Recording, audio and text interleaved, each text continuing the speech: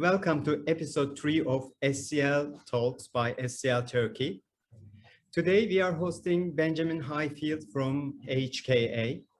Ben is a partner of HKA and he is currently heading HKA's Asia operations. Hi Akram, it's a great pleasure to be here today speaking at the SCL event. Ben will be sharing his experiences on top causes of claims and disputes in construction and infrastructure projects. Ben, what type of claims are you seeing most prominently in the market and how are they being ultimately resolved? Well, that's a good question, Akram. I think really the claims are a sign of our times. So as you might expect, we're seeing a lot of claims arising out of the current global pandemic. So it's not just COVID claims, but it's interruption of procurement, supply chain, issues to do with getting labor onto construction sites because there's a great problem with labor coming onto site. It's about getting qualified supervisors and engineers to travel and approve the works. Interestingly, not a lot of disputes around extension of time. It seems like the pandemic has increased the employer's willingness to grant an extension of time, but they haven't really been able to settle on financial matters. So the disputes really are about extensions of time being awarded, but commercial settlements not being reached. And really these are being addressed in two ways. One is looking at it from a force majeure perspective. So looking at the force majeure provisions of the construction contract and seeing whether there is a remedy both for the employer and the contractor under those provisions. And secondly, looking at issues to do with change in law. So looking at whether the current global pandemic is a change in law issue and has the government responses to the pandemic constituted a change in law under the contract. So those have been the two main responses to the situation. Thank you very much, Ben. Yes, I totally agree with you with regard to the pandemic and COVID-19 impact. How about in general? I know HKA is carrying out a survey called CROCS. From a general perspective of CROCS, if you take apart the COVID-19 impact, what are the common causes of disputes in the projects, infrastructure and construction projects? And do you have any experiences and statistics from Turkey? Yeah. I think, so what our CROCS report does is it actually uses actual projects that we've been involved with. It takes the data from those projects and essentially analyzes the causes of delay and loss on those projects.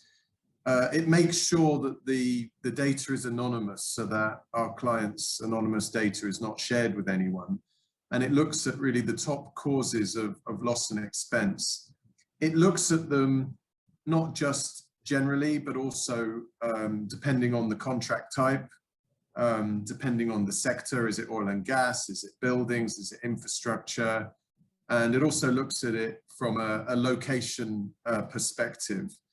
And what we're finding are a number of things that are coming out, one of which is really just project due diligence. And what I mean about that is really preparedness prior to kickoff of the project. Is the access to site available? Has the engineer been appointed on time? Is the engineering design properly set out and advanced so that the contractor can start in good time? All of these things, for me, in terms of causes of delay, talk about the preparedness prior to commencement of construction. So really we're seeing issues, as far as I'm concerned, that are to do with pre-construction preparedness, and because of that, I would say that they're avoidable. They're not things that are completely unavoidable. In terms of Turkish clients, it's really Turkish contractors outside of Turkey that the survey has looked at. What problems have arisen in relation to the projects they've been involved with. And what we found, you know, from our survey is that those contractors have a real problem with coming together with the employer and the engineer together, dealing with issues at the time a problem happens. There seems to be an element of good faith where the contractors move forward and try and solve the problem and deal with it later, rather than confront it face on and deal with it at the time it happens. So for the audience that might be attending this seminar, I would suggest that, you know, the biggest takeaway I would give them is when a problem arises and you're on a foreign project, is that try and come together with the engineer and the employer at the time it happens. Don't try and just advance the works and deal with it later, because the later you leave it, the worse it gets. Yes, great.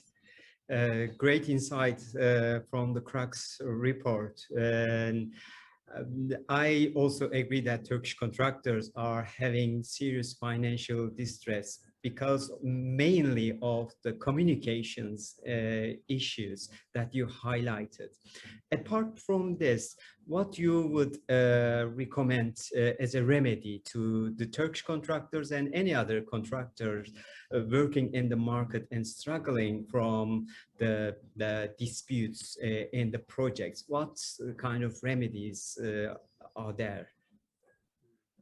I think that the Turkish contractors are very, very highly regarded by employers. And really, I'm talking about predominantly the Middle East is my experience with Turkish contractors. And they tend to be preferred in the market because the quality of the work they do is excellent, and they bring very, very skilled management and engineering capability. I would say where improvements can be made is that as the projects are getting larger and larger, those contractors tend to be coming into the projects, not on their own, but as perhaps a consortium or a joint venture. And the focus is really in developing their relationship with the employer, and perhaps not enough focus in dealing with the risks associated with their JV partners and their consortium partners. And we're seeing an increased number of disputes between consortium members, so inter-consortium disputes and JVs. I also think that there is a number of strategic subcontractors that often Turkish contractors might partner with. It'll be a local contractor, usually a big civil works contractor that can provide manpower as part of the project solution. Again, I think improvements in dealing with the contractual and commercial relationship between the subcontractor and the Turkish main contractor will certainly help with some of the risks and liquidity issues that Turkish contractors are facing at the moment. And then finally, I would say that it's an old-fashioned comment and feedback, but it's about record keeping. A lot of the time I'm finding that Turkish clients I deal with have an excellent case, but just can't prove their case. So it's a matter of really stepping up record keeping and moving records away from domestic servers onto a cloud-based system, so that when these disputes really become crystallized, often after the project is completed, they have all of the records in one place that they can use to prove their case and hopefully reach an amicable settlement with the party in dispute. Thank you very much for joining us. I would like to thank you on behalf of SCL Turkey.